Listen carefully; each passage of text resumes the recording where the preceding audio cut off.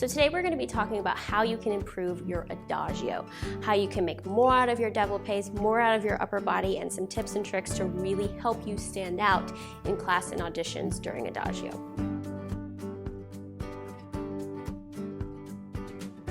Hi everybody, welcome to another technique tips video. Today we are going to be talking about Adagio and how to improve your Adagio. And I'm not just talking about beautiful legs and feet and extension. There is so much more to Adagio than that.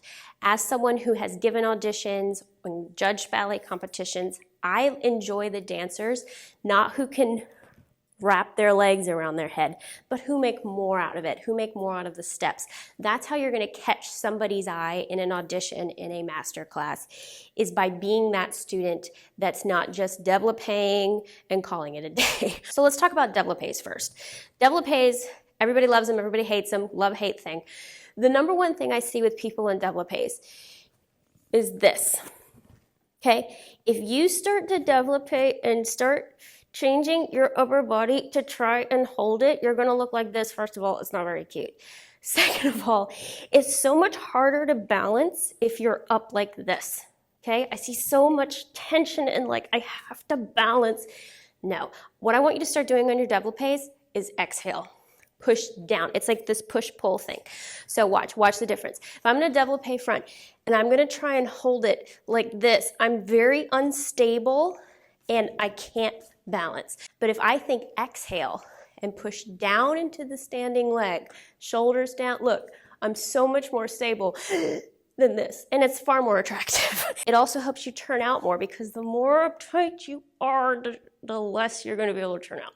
So think, as the leg comes up, push down, exhale, shoulders down, chest open, look, so much more solid. The other thing on développé, and I think I said this in a video a long time ago when we talked about développés, let your upper body help you. If you solely depend on your legs for développé, you're using 50% of your body. Your arms are your support system. Feel like they're on a table. Feel like they're holding you up, especially in those long 32 count adagios. You know, by the time you get done, you're like, oh my goodness, we still have to do the left side. So let your upper body help you. It will help you when you're tired. Yeah, if you really use your upper body as a support system, it's going to be easier on your legs because you're taking the pressure off of your hips. Watch the difference.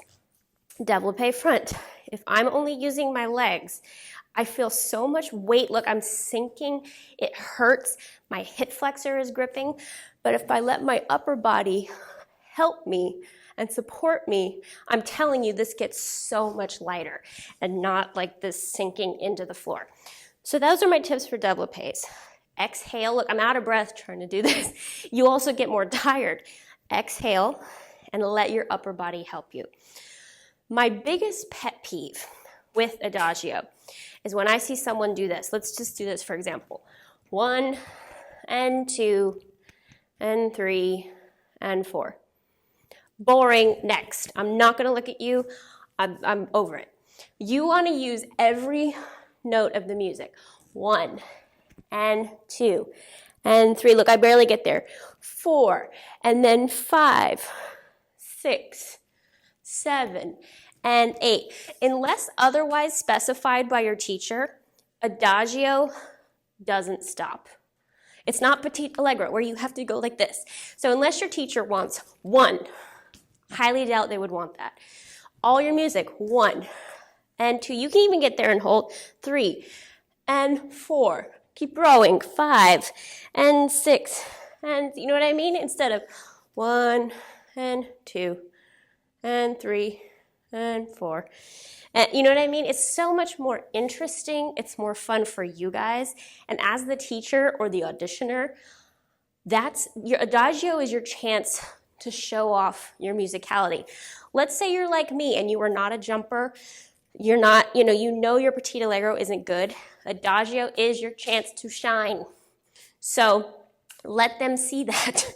Let them see this, more. Instead of 1 and 2.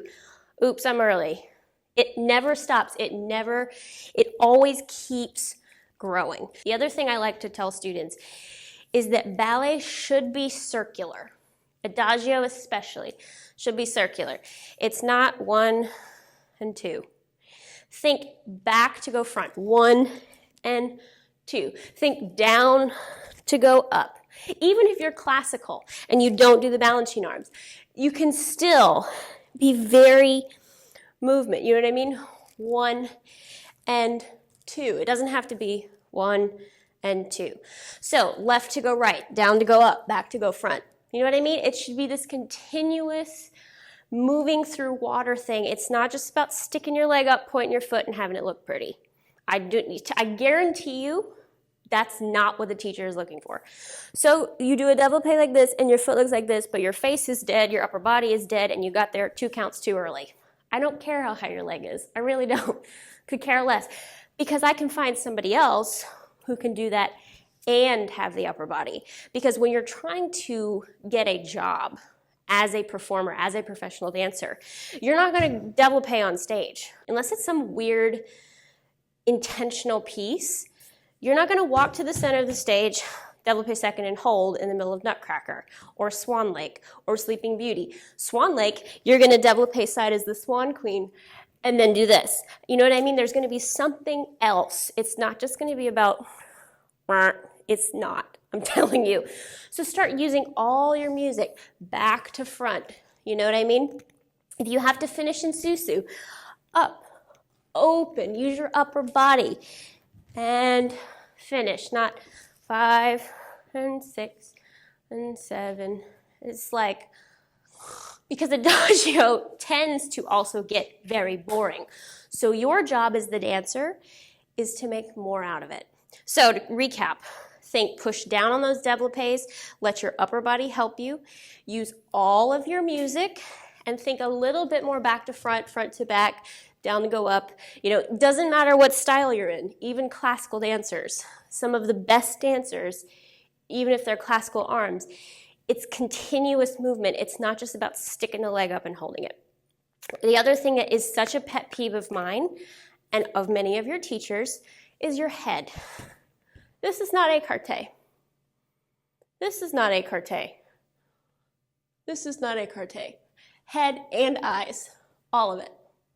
Not checking yourself out in the mirror or like this. That's my job as a teacher. That's your teacher's job, to tell you how it looks. Your job is to hit correct positions, eyes behind the elbow, full head up. Not sort of somewhere in between, kind of. You know what I mean? Really use your head. Head. Head. You know? I also think no matter what style it is, nobody wants this. Vaganova, Balanchine, classical, doesn't matter. Here, even perfect arabesque classical technique is not here. Lift, be exciting, show off those diamonds like you tell the little tiny people. Show off the diamonds, that's how ballet started. You know what I mean? It was for the elite class, which is why we're all like this. So start thinking of your adagios as more than just the steps. How can you connect it? How can you keep moving? How can you use every single note of the music? Don't stop, even if you have to get there by 3. 1 and 2 and 3, keep growing. Not 1 and 2 and 3 and dead. You know, there's such a difference in that. Using all your music, and don't let your upper body get like this. There's too many kids that do this. And I'm sitting there as the teacher like, just relax, breathe, exhale. You know what I mean? You don't need to do this. If anything, this does not help you. Push down, okay? So, if there are any other Adagio-specific things you want to work on, I know some of you wanted to work on promenades. I will do a separate video on that. But these are just some general tips for Adagio to really help you take it to the next level. If you missed the video on the spring edition of the Kathryn Morgan Hall, it's right down there. You can click it to watch. Love you guys so much, and I will see you next time.